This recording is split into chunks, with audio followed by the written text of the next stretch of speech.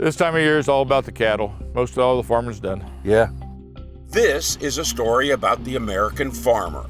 People like Kansas farmer Craig Frochner. Never thought of doing anything else? Or did you? I did when I was in high school. I swore up and down I'd never come back to this godforsaken country. But I ended up doing it. And cattle ranchers like Jeremy Brooks in Oklahoma. We wouldn't do it if we didn't like it.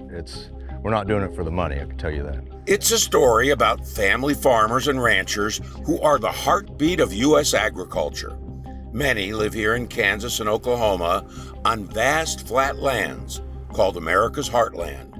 And right now they are facing a tough row to hoe. Some of the biggest challenges in years. And what's in here and how much? Well, right now it's all full of milo. Sorghum, Sorghum. And there's probably 500, 600,000 bushel in the two facilities. Kim Barnes is the Chief Financial Officer for the Pawnee County, Kansas Cooperative. 2,200 farmers are members who sell their grains to the co-op, which sells to buyers around the world. At 71 years old, Barnes has seen this movie before. You know, what's jeopardizing the American farmer's future? Weather, geopolitical decisions. You know, we've had 4 years of drought here in this area. Years of drought burned up pasture lands. Feed costs soared. Ranchers were forced to trim their herds. Tariffs wiped out some markets for crops like sorghum and soybeans. Then you've got increase in fuel costs, labor costs, finding labor. All of us are struggling to find labor. Equipment costs, fertilizer costs. At the Brooks family ranch in Ames, Oklahoma, the business is raising cattle. You look for smart ways to raise your profile to generate more income to help cover added expenses. So, you know, a marketing team might help. Meet the Brooks marketing team. Rita, Beth, and K4. Yes, they are cows. You got Rita, Beth, and then you got a K4. What the heck is that? What's a K4? Well, when I was a kid growing up, I had a bottle calf. Her name was Karen. Okay, so this is Karen 4. It is the fourth daughter of Karen. So K4, so you talk about bottle fed, so you were literally bottle feeding. Yes, sir. Yep. Me and my brother every morning, every night, we would go out and make bottles and go feed her in a barn. So what are they doing in here now, in this pen? What are you doing? This pen right here, This is the marketing team pen. This is your marketing team here. This is the marketing team here. Yes. Where'd you get that name? Well, who came up with that? My lovely wife came up with it. That would be Elizabeth Brooks. And yes, if you are wondering, Beth the cow is named after Elizabeth. She, Elizabeth, not Beth, handles the ranch social media presence. What gave you the idea to call them your marketing team? Well, mostly they were just so friendly that we couldn't help but love on them. And then whenever we started doing our direct-to-consumer marketing and selling beef to people, a lot of that comes with ag education. Okay. Most people don't know where their beef comes from or what all goes into it, you know? When you like ask, us. Exactly. Well, Exactly. Yeah. We're learning. Yeah. When you ask kids where hamburgers come from, Yeah. their standard answer is McDonald's. In 2025, they began selling beef directly to customers from the ranch website and farmers markets, a way to expand business. Pictures and videos on the ranch website showcase life on the cattle ranch. People like to see the fun in ranching. Yeah. It's a little bit of the Yellowstone effect, except for it's actual real family ranches. And so they want to see people playing with their cows. They want to see people bottle feeding a calf. Jeremy Brooks and his wife Jamie bought their first cow and started the ranch in 2003.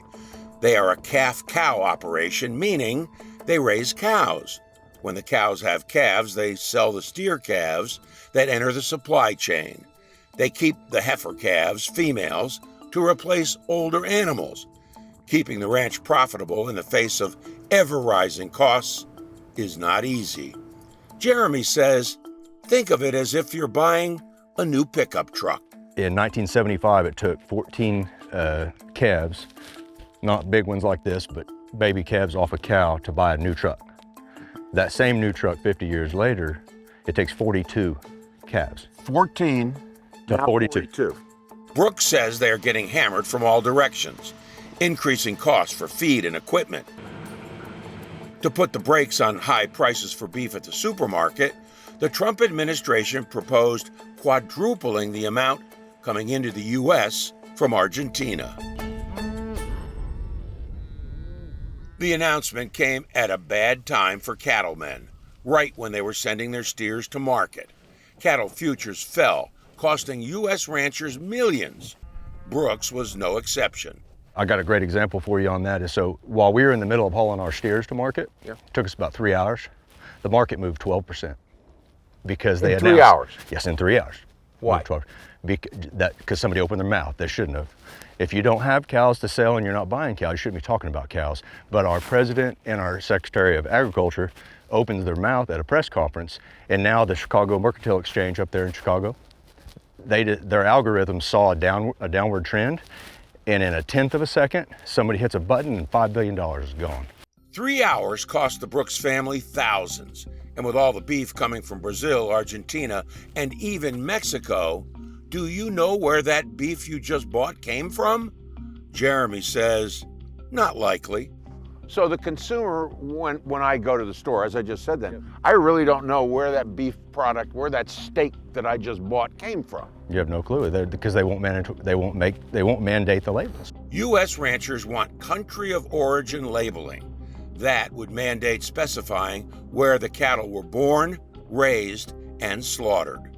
That, Jeremy says, would also keep big packers from cheapening up ground beef by mixing high-quality U.S. beef with lower-quality imports in order to stretch the product.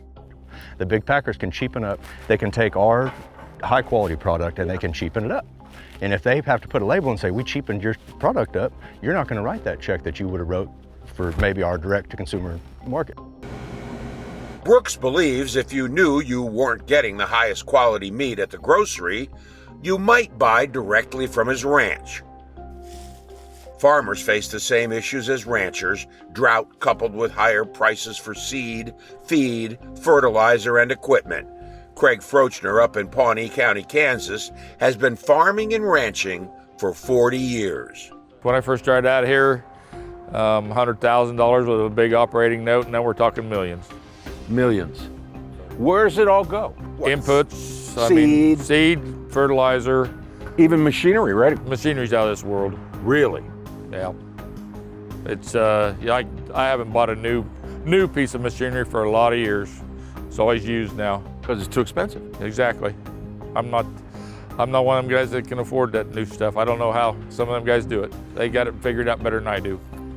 Frochner and the rest of the nation's farmers are getting a little help. The Trump administration rolled out a $12 billion farm aid program. Most of the one-time payments go to farmers growing crops like soybeans, corn, rice, and sorghum. This payment that the government's going to give you, the $11 billion, that everybody's going to get a little bit of your smile. A little bit. A little bit. Is it anything more than like a Band-Aid? That's about what it is, just to allowing us to operate another year. So. Do you feel as if you operate year to year sometimes? I mean, is that how it is? That's always how it always is. You have the good years, and hopefully you put enough back to take care of the bad years a little bit. The one-time payments come in the wake of tariffs on imports from some countries. China was the #1 importer of sorghum, or as it's called, milo. They are buying from Brazil now. Another market went away with the dismantling of the USAID program and Food for Peace, which allowed the government to buy grains from farmers to donate to countries in need. A year ago, Kim Barnes wasn't sure what the future would hold. Kansas grows 80% of the country's sorghum. But economically, from an economic standpoint, things are a whole heck of a lot better for you than they were a year and a half ago, right? Yeah, because we had 1.7 million bushel of Milo at $4 a bushel. Sitting here drawing interest. And you couldn't get rid of it. And no place to go till we checked that roller deck and kept making the phone calls and called in all my friends and over the years, and we found a home for it. Barnes says Milo is now going to feed livestock, including turkeys, chickens, and for ethanol production. They're even finding a home for it in the pet food industry. While they don't like it, farmers say they know that for generations, grain crops have been used as a political tool. What they want are open markets. But as long as we sit here over the years and we watch food being the thing, or grain being the thing that's the big stick in diplomacy, it's never going to work. But if we could ever just get free markets, have a place to go, not be restricted where you can sell grain, and just let it happen, okay, then everybody could be better. First thing they use for tariffs and all that is the grains, and it's becoming, you know, we know that's what it is.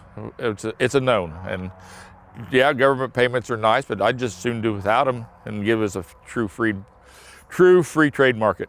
Would you say that you've been able to overcome the loss of China as a market at this point, or have you? Yeah, today we have very little grain ownership because we're developing our markets domestically.